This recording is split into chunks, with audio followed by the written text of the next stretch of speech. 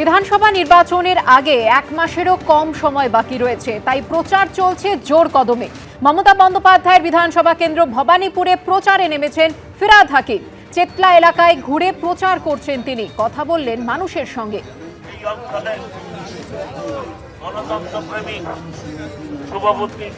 ফিরহাদ হাকিম বলছেন যে বিপুল ভোটে জিতবেন তৃণমূল নেত্রী, দাঁড়াতেই পারবেন না শুভেন্দু অধিকারী।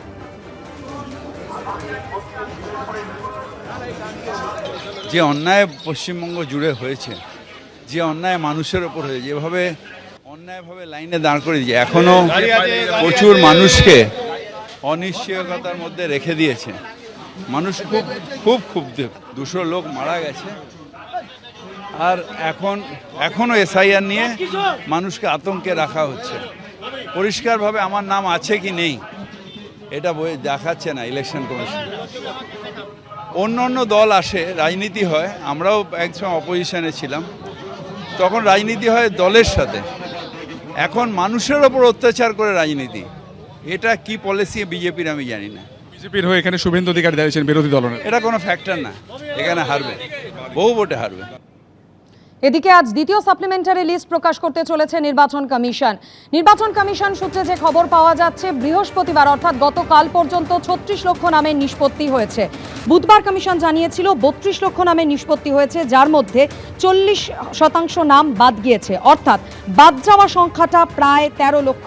আর এই প্রেক্ষিতেই আজ দ্বিতীয় দফায় সাপ্লিমেন্টারি তালিকা প্রকাশ করতে চলেছে নির্বাচন কমিশন। কখন প্রকাশ করা হবে, এই নিয়ে আরও কি তথ্য জানা যাচ্ছে, বিস্তারিত জানাবেন প্রতিনিধি রুমা পাল আমাদের সঙ্গে টেলিফোন লাইনে রয়েছেন। রুমা, দেখো আজকে দ্বিতীয় সাপ্লিমেন্টারি লিস্ট, তবে লিস্ট বেরোতে কিন্তু রাতই হবে, কারণ এর আগে কিন্তু কমিশন জানিয়ে দিয়েছে যে যেহেতু ই সাইন হয়ে আজকের দিনে যেগুলো আসবে সেটা বিকেল 5টা পর্যন্ত, তারপর সেটা ইসিআইতে যাবে। ইসিআইতে যাওয়ার পর কিন্তু সেটা 4 থেকে 5 ঘন্টা আরো সময় লাগবে, অর্থাৎ আজকেও কিন্তু রাত হবে সেকেন্ড সাপ্লিমেন্টারি লিস্ট বেরোনোর ক্ষেত্রে। তবে এখনো পর্যন্ত কালকে পর্যন্ত যে খবর রয়েছে সেটা হচ্ছে 36 লক্ষ নিষ্পত্তি হয়েছে, এবং 36 লক্ষ যেটা নিষ্পত্তি হয়েছে সেক্ষেত্রে কতজন বাদ, সেই বাদের তালিকা কিন্তু এখনো দেয়নি। এবং প্রথম যে সাপ্লিমেন্টারি লিস্ট বেরিয়েছিল সেক্ষেত্রে বলা হয়েছিল যে আগে বলা হয়েছিল 29 লক্ষ নিষ্পত্তি হয়েছে, কিন্তু আপলোড কত হয়েছে পরবর্তীতে জানা গেল যে 10 লক্ষ আপলোড হয়েছে এবং 40% বাদ হয়েছে। তাহলে সেক্ষেত্রে কি আজকে যে 36 লক্ষ কালকে পর্যন্ত যে নিষ্পত্তি হয়েছে, তাহলে সবকটাই কি আজকে আপলোডেড হবে? এবং এটাও একটা বড় প্রশ্ন। এবং সেক্ষেত্রে কমিশন যখন বারবার চাইছিল, যে অনুমতি চাইছিল হাইকোর্টের, যে তারা যেন প্রতিদিন একটা লিস্ট বের করতে পারে, এবং 27 তারিখ আজকে সেকেন্ড লিস্ট বের হবে, আজকেই কিন্তু আলোচনা হবে। এবং বলে রাখি যে এর মধ্যে কিন্তু হাইকোর্টও কিন্তু আজকে একটা বৈঠক রয়েছে, যেমন ট্রাইব্যুনাল গঠন যে বৈঠক, অর্থাৎ ট্রাইব্যুনাল গঠন বৈঠক জানিয়ে দিই যে যারা ডিলিটেড হচ্ছেন, বহু ভোটার রয়েছেন যারা প্রশ্ন করছেন যে ডিলিটেড হয়ে গেছেন, তারা কোথায় যাবেন? তাহলে অনলাইনে এখনো পর্যন্ত কিন্তু কমিশনের তরফ থেকে জানায়নি। এবং আজকে কিন্তু ট্রাইব্যুনাল কোথায় বসবে সেটাও কিন্তু ভিজিট হবে, কোথায় কোথায় বসতে পারে সেইভাবে তারপর কমিশন বলবে যে কখন অনলাইনে করা যাবে।